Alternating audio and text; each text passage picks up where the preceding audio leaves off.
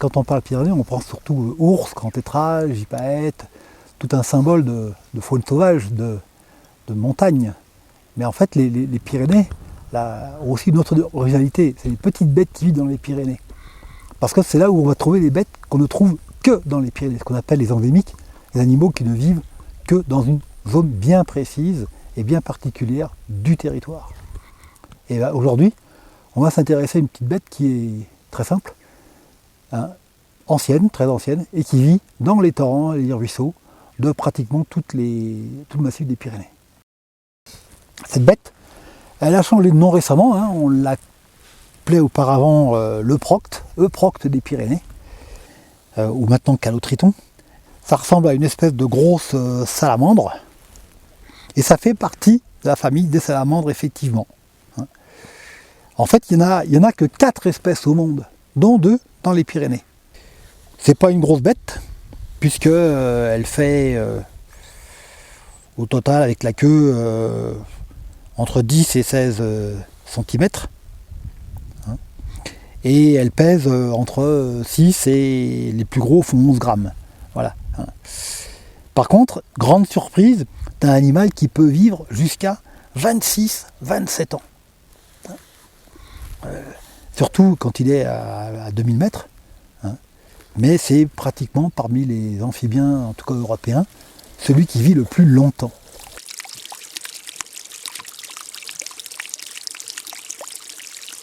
Comme tous les amphibiens, c'est un animal qui va avoir 2 cycles de vie. La première partie de sa vie, il la passe dans l'eau. L'œuf, au stade œuf, jusqu'après l'œuf éclos devient une larve. On sait que la larve reste au minimum 3-4 ans dans l'eau. Et puis, on a un trou. C'est-à-dire que les premiers animaux qu'on retrouve adultes, ils sont généralement âgés de 6-7 ans minimum. C'est-à-dire qu'on a un trou de 2 ans où on ne sait pas trop ce que l'animal devient. Le procte, c'est un amphibien, on l'a dit tout à l'heure. Donc ça veut dire que c'est un animal qui, à l'état adulte, a les 2 capacités de vivre à la fois dans l'eau et hors de l'eau. Alors comme tous les amphibiens, par contre, il est obligé de reproduire dans l'eau. La reproduction se fait intégralement dans l'eau. Que mange l'adulte, lui?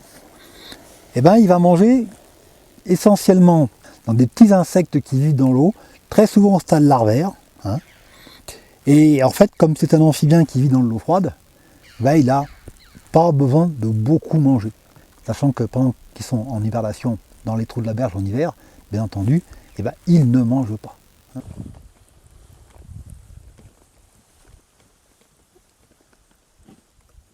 Un truc qui a été découvert il y a maintenant une 50aine d'années, très très curieux, on a 2 catégories de populations. Les populations qui vivent aux environs d'entre 500 et 800 mètres d'altitude et qui sont toutes inféodées à ce qu'on appelle des cavernes, des résurgences en fait. Elles sont à la sortie de cours d'eau qui sortent de la terre, donc, et elles vivent parce que la température, l'eau est froide à cet endroit-là, donc leur convient très bien. Et on a ces populations hypogées, qu'on appelle hypogées, qui sont très très localisées et très très très distantes. Et puis, on va le retrouver au-delà à partir de grosso modo 1005, 1004, 1005, jusqu'à 2600 mètres. Et là, on va le trouver où? Dans des petits ruisseaux de montagne, des petits courants, jamais très profonds, pour une raison très simple. C'est un animal qui, quand il est dans l'eau, a besoin d'aller respirer de temps en temps. Donc si il est sur un cours d'eau qui fait 1 mètre de profondeur, 1 mètre pour remonter, 1 mètre pour descendre, on pompe de l'oxygène pour rien.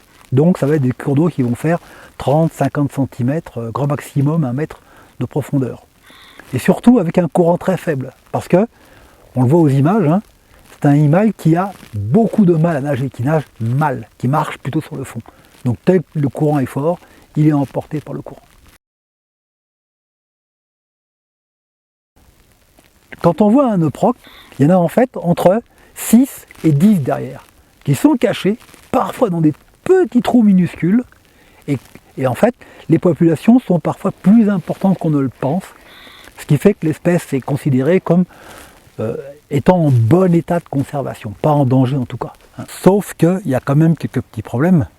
D'une part, le captage des petits ruisseaux pour alimenter les cabanes et les refuges, et puis surtout le plus gros problème, c'est le problème des poissons.